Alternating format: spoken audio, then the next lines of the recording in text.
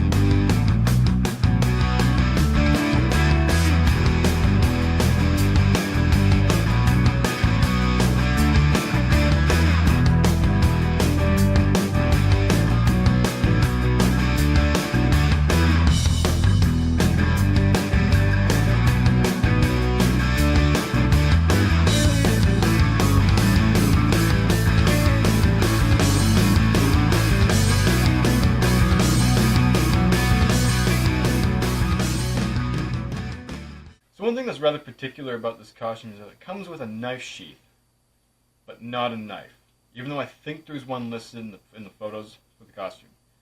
So we're going to make one out of some cheap piece of wood.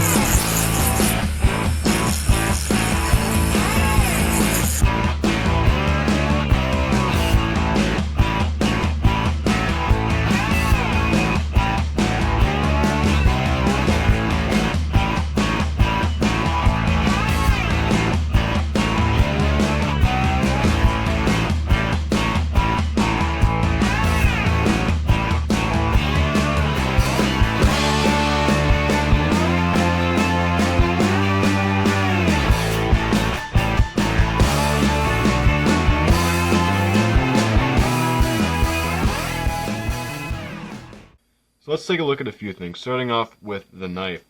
It came out decently well, considering what I was doing with it. It's got a nice shape, it's got a nice grip to it. The way the eyes came out looked really good. I changed the color on the beak from a bright yellow to a painted gold, and that just took one layer of paint instead of the four I'd already done with the yellow. The one thing I don't really like about it is the wood grain that you can still see on the blade, but I guess if you want to take it to conventions, it can't look too real. The only other downside of this is that it no longer fits in the sheath that came with the costume. That's quite alright. I either won't have a sheath or I'll just make a new one. Won't be a problem. The other thing I wanted to show off is the massive upgrade made on the gloves. Now these are the gloves that came with the costume. They're a soft, like, cotton glove. They're alright. I think it might actually be accurate to the show. But we've now got these motorcycle gloves, and these look a hell of a lot better. They almost got the right color, But I like the detail, I like the knuckles it got. This is what it looks like with the brace on. It will require a little bit of color correcting and weathering just to make it look like a similar color, but overall, that's a lot nicer. It also comes off a lot easier than the cotton gloves. Take off that strap right there, grab the 2 finger straps, and just pull it right off.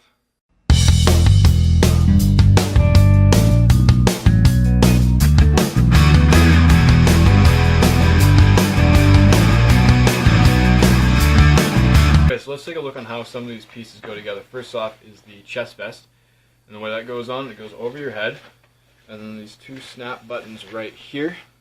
1, 2. And they snap together to keep it in place. And there's a Velcro piece on the back here. Keeps the thing around your back. Extra piece of Velcro because I'm a smaller guy. And then the way these side panels keep in place is they have this little strap here that goes onto a Velcro piece onto the belt. The only problem that I have with this is relatively minor. It's that when you have the back piece clipped together, this back panel here tends to bunch up a bit. But I guess you just got to work with what you're given. The last thing to note about this chest piece here is that the star would move around. It just spin around freely, so I've glued that in place. And same with the belt buckle. That would slide around throughout the thread here, but also been glued. The bigger problem I had is that the pants would keep falling down, so I had to get these belt loops installed on them. Now it keeps it in place. The costume's still a little small, so sometimes when I'm wearing it, my bottom of my stomach tends to stick out, but just do a little hairy high pants on there and it seems to go away no problem.